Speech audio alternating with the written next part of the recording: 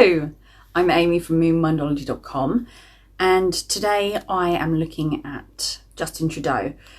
Well, this is fascinating. He has resigned. So his Dasha is Mars and Jupiter, and if we look at the chart, we can see his Parivartana Yoga, and this is very powerful and it's very successful as well. Yeah, it revolves around the 8th house a fair bit, but all of the other associations are the 4th, 5th, and 9th, so there can be legal matters, advisory work, as well as a change of residence. And, you know, he's going to have to move out that house. And did you know he was born in Trudeau Cottage when his father was the leader? So that's a little house that the PM lives in. No Fidel Castro jokes, okay, about his father. Moving on. So he has this amazing Chandra Mangala Yoga. I don't know why I said Lagna. And he has that as well as a Vipreet Yoga. And his 8th house is pretty amazing. So, you know, the Mars and Jupiter Dasha, yeah, it's going to bring problems, but there are also blessings here. So he could feel very intuitive, psychic, as well as being great with other people's money and tax. And, you know, there is an element of encountering problems as well, but this is a great house for his longevity. So looking at his D10, it's activated and all through the Mars Dasha because it rules the 1st house. And then it gets exalted in the D10 and it's conjunct Rahu, which makes it even more extreme. And this D10 is going to be so strong for his career, you know, especially in 2026 and up to 2026. And I find it really hard to believe that he stepped down looking at this. So he must have other options. Now, for the transits, Jupiter is in the 10th house and Mars is in the 12th, debilitated. So there can be some endings to career or a movement to a career that's more behind the scenes. Jupiter is the 8th house ruler, and that's crossing through the 10th, which can bring scandal and misfortune in his career. But he's so powerful right now because of his dashas, and activating that D10, I do think that he has a higher position elsewhere, or he's going to be offered something with more power and less time in the limelight. Rahu is also transiting his natal Mars in the 8th house. So there can be something going on to do with law, scandal, or a change of address. And his natal Jupiter is being aspected by Saturn, which can impact his personal finance and business affairs. So when we see the transits of both Dasha planets are afflicted, this can give unfortunate events.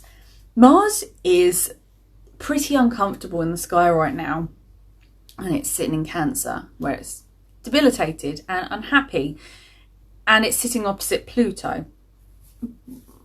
Just to explain this, we've had a stint of aeroplane crashes, violence, political turmoil, explosions over the last few weeks, and there's a lot going on. It's very heavy. That is Pluto and Mars opposed. So Justin Trudeau's midheaven is at 3 degrees of Taurus, and Uranus is with a tight enough orb to still impact that. So there can be sudden changes to his career. But Saturn and Venus are in a Parivartana Yoga as well. And I think that this is how he remained in power for such a long time, despite being very unpopular. Now, on the subject of popularity, I do think it is a very good time to discuss the impact of the 8th house. Justin Trudeau is no stranger to scandal. You know, the blackface photo, the farmers' protests, the election halfway through his term, and people were angry at him. But despite that, he still managed to retain power. People talk about how attractive he is, but I've also seen footage that, you know, other leaders snub him at big events. And another prominent celebrity with a strong 8th house was Marilyn Monroe, who was always scandalous. In modern times, we see her as just a seductive sex symbol. But back then, she was pretty edgy with nude calendars and, the iconic dress lifting incident. She was considered by some to have an indecent attitude towards sexuality that didn't really go down well with all the people of the 1950s. Yet, her death resulted in an obsessive, if not morbid, fascination with her. And she is considered an icon of beauty as well as the poster child for the reality of Hollywood. It's a dichotomy of glamour and misery. And this is very much the 8th house, as well as being associated with other people's money, spirituality, and science. So is Justin a sensitive and charming soul? Well, some people may say so. Or is he a scandalous so-and-so who shouldn't be in the job? Some definitely say that. And this is the 8th house. And it seems that equally this house has taken him out of office, but I do think that he will be linked to powerful businesses and taxation. And hey, maybe the World Economic Forum might have a little spot for him, a little red carpet and a plush chair.